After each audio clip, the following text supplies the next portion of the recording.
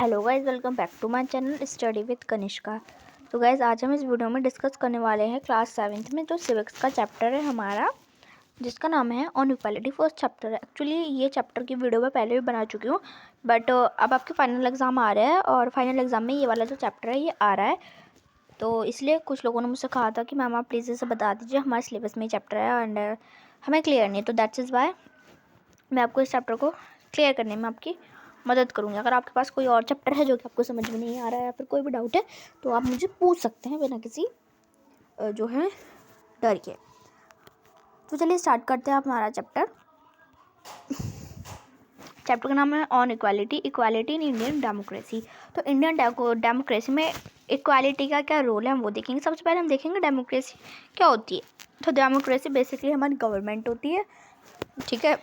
इसके बारे में भी और मैं आपको बताऊंगी चैप्टर में। तो the Indian constitution recognizes every person as equal. तो मतलब हमारा जो इंडियन कॉन्स्टिट्यूशन है ना, उसमें लिखा गया है कि हर एक व्यक्ति जो इस देश में रहता है वो गवर्नमेंट के लिए इक्वल है। ऐसा नहीं कि भाई कोई जो है बड़ा है या कोई छोटा, नहीं, हर एक पर्सन हमारी गवर्नमेंट के लिए इक्वल है। This means every individual in the country including male female person from all caste religion tribes education economic backgrounds are recognized as equal. मतलब हर एक वो पर्सन जो कि इस कंट्री में रहता है, वो मैटर नहीं करता कि वो किस उसका जेंडर क्या है, वो किस बैकग्राउंड या किस उसका रिलीजन क्या है, उससे कुछ मैटर नहीं करता है, ठीक है, पर वो इक्वल है। This is not to say that inequality cases to exist. It does not, but at least in democratic India the principle of equality all personal is recognized.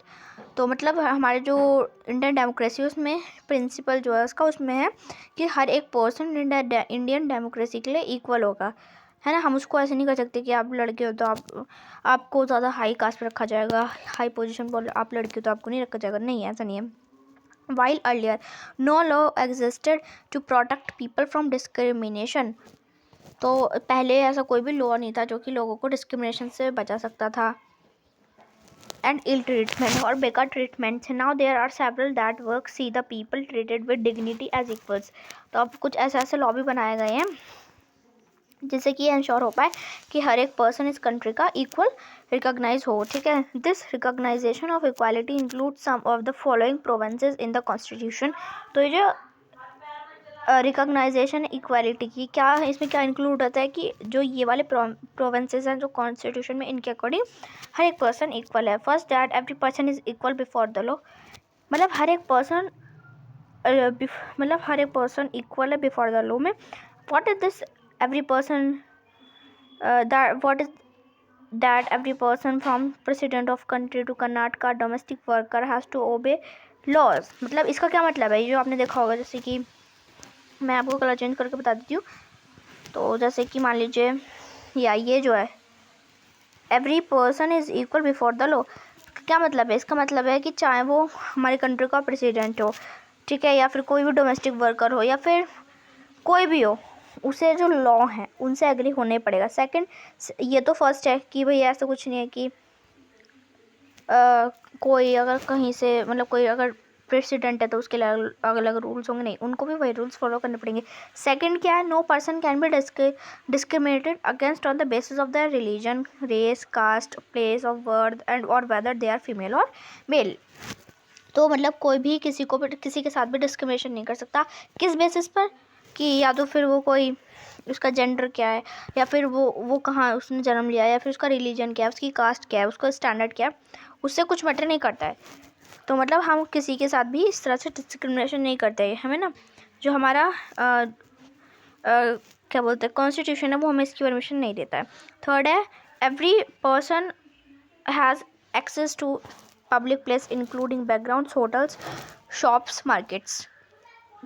तो हर एक पर्सन को, जो भी कंट्री में पर्सन रहता है, ठीक है, उन सभी को ये हक है कि वो होटल्स में जाए, शॉप्स में जाए, मार्केट में। ऐसा नहीं कि भैया अगर आप किसी नीचे जाति से हो तो आपको नहीं जाने दिया जाएगा, नहीं, हर एक कास्ट के वहाँ पे लोग जा सकते हैं। All persons can publicly available wells roads bathing ghats, ठीक है। मतलब अगर कोई चीज़, मान लीजिए कोई भी चीज़ है, जैसे कि मान लीजिए शॉप है, तो शॉप ऐसा नहीं कि जो हाई कास्ट के होंगे वही यूज़ कर पाएंगे, या जो लो कास्ट के होंगे वो नहीं कर पाएंगे, ऐसा नहीं है। हर एक पर्सन उसको यूज़ कर सकता है, ठीक है। तो फोर्थ क्या है, untouchability has been abolished. Untouchability मतलब ऐसा नहीं है कि जैसे आपके पास कोई पर्सन आया और अगर वो किसी नीची जाति से, तो आप ये नहीं कह सकते कि भैया तुम तो नीची जाति से हो, मतलब आप वहाँ पे अनटचेबल नहीं रह सकते, ठीक है। ये बिल्कुल बंद कर दिया था।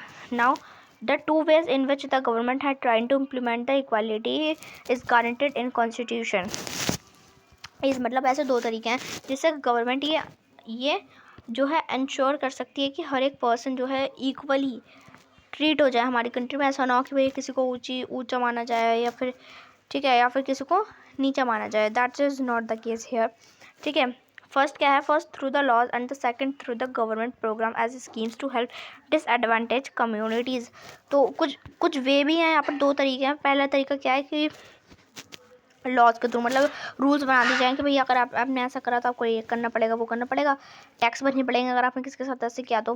फर्स्ट तरीका तो ये हो गया लॉ। सेकंड क्या है कि जो स्कीम्स वगैरह, मतलब बच्चों को स्कूल में पढ़ाया जाए कि ये सारी चीज़ें गलत होती है, अडल्ट के लिए भी रूल्स निकलवा जाए या फिर स्कीम्स, तो that can also help in this case. There are several laws in India that protects every person rights to be treated equally. तो इंडिया में कुछ ऐसे तरीके हैं जो कि ये दिखाते हैं, जो कि इंश्योर करते हैं कि हर एक पर्सन इस कंट्री में इक्वली ट्रीट होना चाहिए। इन एडिशन टू लॉज के एडिशन में the government has also set up several schemes to improve the lives of communities and individuals who have treated inequally for several centuries। तो जो government है उसने schemes भी निकाली हैं। किस चीज़ की स्कीम, उन चीज़ की, मतलब ऐसे लोगों के लिए स्कीम्स निकाली हैं जिनको लोग बहुत ज़्यादा उनके साथ डिस्क्रिमिनेशन करते हैं, उन लोगों के लिए स्कीम्स भी निकली हैं। This schemes are ensure greater opportunity for people who have not in the past. मतलब इस स्कीम, जब ये स्कीम निकली थी तो लोगों को बहुत सारी, जो जिन लोगों के साथ डिस्क्रिमिनेशन किया गया था उनके लिए बहुत सारी अपॉर्चुनिटीज़ भी मिली थी, जो उनको दी गई, जो कि उनको पहले नहीं दी गई थी। Four of the stand taken by government includes the mid day meal scheme. तो उनमें से ही जो स्टेप्स लिए गए थे उनमें से एक स्टेप था mid day meal scheme. This refers to programme introduced all government elementary schools to provide children with cooked lunch. तो क्या था कि एक स्कीम निकली थी जिसका नाम था मिड डे मील स्कीम। तो इस स्कीम में क्या होता था, बेसिकली जो सरकारी स्कूल थे, जो गवर्नमेंटल स्कूल थे, उन सब स्कूल के जो बच्चे थे उनको स्कूल में खाना दिया जाता था। जैसे आप सभी के स्कूल में लंच टाइम होता है, ठीक है, तो आपको स्कूल आपका स्कूल आपको खाना नहीं देगा, आपको घर से लेके जाना पड़ता है। बट जो मिड डे मील में क्या, अगर किसी स्कूल में, जैसे कोई गवर्नमेंट स्कूल है और उसमें मिड डे मील स्कीम चल रही है, तो क्या होगा, वो स्कूल ही बच्चों को खाना देगा, ठीक है, जब आपका लंच टाइम होगा तब। ये इंपॉर्टेंट, इसलिए ब्लू से मैं इसको हाईलाइट कर दूंगी। Tamil Nadu was the first state in India introduced to this scheme and in 2004 the supreme court asked all government school to begin in their schools with in 6 month. तो क्या हुआ, अब ये जो मिड डे मील स्कीम जब शुरू की गई, तो सबसे पहला जो स्टेट था जिसमें कि स्टार्ट हुई थी वो था तमिलनाडु। तमिलनाडु में सबसे पहले ये स्कीम स्टार्ट की गई थी और 2001 में सुप्रीम कोर्ट ने जितने भी गवर्नमेंट स्कूल थे उन सबको ऑर्डर दे दिया था कि आपको अपने स्कूल्स में ये जो हमने स्कीम निकाली है उसको स्टार्ट करना है 6 महीने के अंदर अंदर।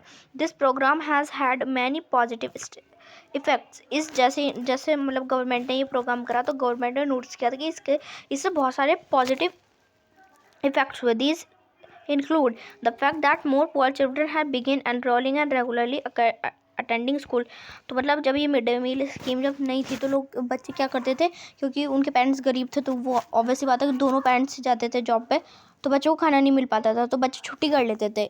बट जब ये मिड डे मील्स की जो है स्टार्ट हो गई तो पेरेंट्स भी बच्चों को स्कूल भेजते थे और बच्चे भी रेगुलरली स्कूल अटेंड करते थे। टीचर रिपोर्टेड दैट अर्लियर, ठीक है, then teacher reported that earlier children would often go home for lunch, they do not return home, but now with the midday meal being provided in school। तो अब क्या हुआ, तो पहले क्या होता था कि जैसे लंच टाइम में बच्चे कुछ बच्चों को, जैसे कुछ बच्चों को घर जाने के लिए अलाउड किया जाता था कि अगर आपको घर जाना है तो आप जा सकते हैं। तो जब बच्चे घर जाते तो वो वापस ही नहीं आते थे। बट अब क्या हुआ था कि मिड डे मील स्टार्ट हो गई थी तो बच्चे स्कूल में ही रहते थे, उनकी अटेंडेंस इम्प्रूव हो गई थी। There mothers who had earlier to interrupt their work to feed their children at home during the day. मतलब अब क्या होता था कि जो मदर थी ना, जो इंटरप्ट जो मतलब अपने जैसे पहले वो काम पे गए, अब उन्हें याद आया कि उनके बच्चों को खाना देना, तो वो अपने वर्क में इंटरप्ट करके उसे छोड़ के अपने घर आती थी, पर अब ऐसा नहीं होना चाहिए था, ठीक है। दिस प्रोग्राम में also help to reduce caste prejudice because the children of all caste at school eat meal together. अब देखिए पहले क्या होता था कि लोगों को एक साथ लंच नहीं करने दिया जाता था, और कोई हाई और लो क्वालिटी का तो उन सबको मतलब स्टैंडर्ड का या फिर कास्ट का, तो उन सबको एक साथ नहीं करने जाता था। बट अब क्या होता था, हर एक बच्चे को, चाहे वो फिर हाई कास्ट हो, चाहे वो लो कास्ट हो, चाहे वो मीडियम कास्ट हो, उन सबको एक साथ ही लंच करवाया जाता था। इससे क्या होता था, ये जो था ना कि आप बड़ी कास्ट को छोटी कास्ट को, ये डिस्क्रिमिनेशन धीरे धीरे ख़त्म होने लग गया था। Dalit women have also employed to cook the meal. Dalit क्या होता है, जो जैसे जो वुमेन है जिनके पास जो है कोई भी वर्क नहीं होता था। तो the mid day meal programme also help reduce the hunger of poor students who often came to school cannot concentrate because of their stomach are empty। तो ये जैसे जो गरीब बच्चे होते थे उनके पेरेंट्स इतना अफोर्ड नहीं कर पाते थे कि उनको लंच भी दे दें, तो इस केस में उनकी भी बहुत ज़्यादा मदद हो गई, ठीक है। और जब उनको स्कूल में खाना मिल जाता था तो वो आराम से अच्छे से कॉन्सेंट्रेट करके पढ़ सकते थे। बट जब वो गरीब थे, उनके पेरेंट्स खाना नहीं अफोर्ड कर पाते थे उनके लिए, तो वो अच्छे से पढ़ाई पे ध्यान नहीं लगा पाते थे क्योंकि उनका पेट तो बिल्कुल खाली था, ठीक है। While government programme play an important role in increasing equality of opportunity. तो जो गवर्नमेंट के प्रोग्राम्स होते हैं ना, वो इक्वालिटी को इंक्रीज़ करने के लिए बहुत ज़्यादा इंपॉर्टेंट होते हैं। There is much still needs to done. तो अभी भी ऐसा नहीं है कि अब तो बिल्कुल ख़त्म ही हो गया, नहीं, अभी बहुत सारी ऐसी जगह हैं जहाँ पर डिस्क्रिमिनेशन होता है, तो वहाँ पर भी ये चीज़ होने के लिए मतलब होनी चाहिए। While the mid day meal programme has help increase enrolment and attendance of poor school in three there countries to big difference in our country between school that rich attend and those the poor attend, ठीक है। तो अब क्या होता था कि पहले क्या होता था कि स्कूल के ऊपर भी डिस्क्रिमिनेशन किया जाता था, मतलब ये उन बच्चों का स्कूल है जहाँ पर बहुत सारे गरीब बच्चे आते हैं, और ये उन बच्चों का स्कूल है जो कि बहुत सारे अमीर हैं। तो ऐसा भी मतलब बहुत नहीं होने लग गया, अब धीरे धीरे हर जगह इक्वालिटी देखने के लिए मिलती गई। One of the main reasons for that is to attitudes change very slowly. Even though persons are aware that discrimination is against the law, they continue to treat people unequally on the basis of their caste, religion, disability, economic status because they are women, ठीक है। तो अब ऐसा नहीं होता था कि लोगों को पता ही नहीं होता था इस कारण, मतलब कुछ लोग तो ऐसे हुए थे जिनको पता था कि अगर हम ऐसा करेंगे तो ये तो गलत हो, मतलब अगेंस्ट है लॉ के, बट वो फिर भी ऐसा करते थे, ठीक है। It is only when people begin to believe that there is no inferior, that every person deserves to be treated with dignity, that present attitude can change. Stabilizing equally is a democratic society continues to struggle one of the individual as well as the various communities in India contribute, and you will read more about in this book। तो अब धीरे धीरे जैसे government अपनी schemes पास करती रही, ठीक है, बहुत सारी स्कीम्स आई जिससे लोगों की थिंकिंग भी इम्प्रूव हुई, और लोगों को ऐसा लगना स्टार्ट हो गया कि भाई कोई बड़ा नहीं होता, कोई छोटा नहीं होता, सब लोग इक्वल होते हैं, सब लोगों को हमें डिग्निटी के साथ रिस्पेक्ट देनी चाहिए, हर एक पर्सन को, ठीक है। अब आते हैं नेक्स्ट टॉपिक पर, that is issues of equality in other democracies. अब इश्यूज क्या क्या थे? You are probably wondering whether is India only democratic country in which there are inequality. तो आप लोग तो ये सोच रहे होंगे बस इंडिया ही एक कंट्री जहाँ पर ये इनइक्वालिटी होती है, या फिर और भी ऐसी कंट्रीज है। तो सच ये है कि बहुत सारी ऐसी डेमोक्रेटिक कंट्री हमारे वर्ल्ड में जिसमें कि ये इनइक्वालिटी का जो है क्या होता है, स्ट्रगल चलता रहता है। जैसे एग्जांपल में जो हमारा यूनाइटेड स्टेट ऑफ अमेरिका है, अमेरिकन्स, ठीक है। तो जो देखिए मैं पढ़ लेती हूँ पहले, who were bought over Africa continue to describe their life today as large equal this despite the fact there is the movement in 1950 to push equal rights of African Americans. तो prior to this, African Americans were treated extremely unequally in the United States and dignified through the law. For example, when they travel the bus, either they have to sit back or get up from the seat whenever the white person wishes to sit। तो अब क्या है कि मतलब आप सब लोग तो सोच रहे होंगे बस इंडिया ऐसा एक कंट्री जहाँ पर इस तरह से इश्यूज़ होते हैं, तो नहीं, ऐसा नहीं है। सच तो ये है कि जो हमारा United state of America USA, वहाँ पर भी जो है इनइक्वालिटी की जो प्रॉब्लम है वहाँ पर भी है, सॉरी थी और है, थोड़ी बहुत भी है वहाँ पर। और क्या प्रॉब्लम थी, मतलब जो अफ्रीका में अमेरिकन्स थे, अफ्रीका वाले लोग जो अमेरिका में आके रहने लग गए थे, उनको कहा जाता था अफ्रीका में अमेरिकन। तो उनके साथ ना बहुत, मतलब वो यूएसए के लोग बहुत ज़्यादा अनइक्वल ट्रीट करते, मतलब उनको ऐसे दिखाते थे कि आप हमारे यहाँ के नहीं हो, मतलब क्योंकि उनका कलर ब्लैक होता था और अमेरिका वालों को वाइट होता था, इसलिए, ठीक है। तो उनको बहुत ज़्यादा अनइक्वली ट्रीट किया जाता था। जैसे कोई भी अफ्रीकन अमेरिकन वहाँ पे जाता बस में, अगर वो बस में गया है और अगर या तो वो सबसे पीछे बैठेगा, या फिर अगर कोई पर्सन, जैसे मान लीजिए अगर कोई फर्स्ट सीट पे बैठा है कोई अफ्रीकन, ठीक है, और कोई अगर अमेरिकन वाला, अगर कोई अमेरिकन आ जाएगा ना, वो सफ़ेद पर्सन, तो उसको पीछे जाना पड़ेगा। क्यों? क्योंकि वो उससे सुपीरियर है, ऐसा माना जाता था। Rosa Parks was an African American woman tried from a long time as she refused to give her seat to man. First December 1955. Her refusal day started a huge agitation against the unequal ways in which African American was treated, which became known as Civil Rights Movement. This Civil Rights Act of 1964 prohibited discrimination on the basis of race, religion, or national origin. It also stated that all schools would be open for African American children, and they would no longer have attend. तो अब एक ना lady थी जो Africa से आई थी America में, उनका नाम था रोज़ा पार्क्स। तो जो रोज़ा पार्क्स थी ना, वो इस सबसे मतलब बिल्कुल अगेंस्ट थी सबके, कि भाई सब लोग इक्वल हैं, कोई ऐसा नहीं है। वो ये चाहती थी कि सब लोग इक्वल हैं, ठीक है। वो चाहती थी एक ऐसी सोसाइटी जहाँ पर हर एक पर्सन बिना किसी डर के या बिना किसी भेदभाव के रह सके। तो एक बार वो जब वो बस में जा रही थी, मतलब एक स्टोरी है उनकी कि जब वो इसमें दे रखी है आपके बुक में, ये पूरा पैराग्राफ उसी के बारे में। तो जब वो एक बार बस से जा रही थी ना, तो एक अमेरिकन आया और उसने कहा मुझे सीट दो, पर उन्होंने रिफ्यूज़ कर दिया, उन्होंने मना कर दिया मैं नहीं दूंगी। और इसी से जो है सिविल राइट्स मूवमेंट स्टार्ट हुआ था। सिविल राइट्स मतलब मूवमेंट क्या है कि सभी के राइट्स के लिए ये मूवमेंट स्टार्ट हुआ था। तो इससे क्या, और वो ये भी चाहती थी कि among the poorest of the country, most African American children can only afford the attend government school, have favor facilities, poor qualified teacher, है ना, compared to white student who either private school live higher areas, government passes highly rated at private schools. तो अब क्या होता था कि ना, अब स्कूल्स के ऊपर भी डिस्क्रिमिनेशन किया जाता था कि मतलब अगर कोई अफ्रीकन है तो उनके बच्चों को अलग स्कूल भेजा जाएगा, जो अगर कोई अमेरिकन का बच्चा है तो उसको अलग भेजा जाएगा। जो अफ्रीकन के बच्चे होते थे उनके लिए ऐसे स्कूल थे जहाँ पर बहुत कम एजुकेटेड टीचर दिए जाते थे, भेजे जाते थे। पर जो अमेरिकन बच्चे होते थे उनके लिए बहुत हाई लेवल के, पहले बात तो स्कूल और बहुत हाई लेवल के टीचर्स भी उनको प्रोवाइड करे जाते थे। नेक्स्ट टॉपिक है चैलेंज ऑफ डेमोक्रेसी।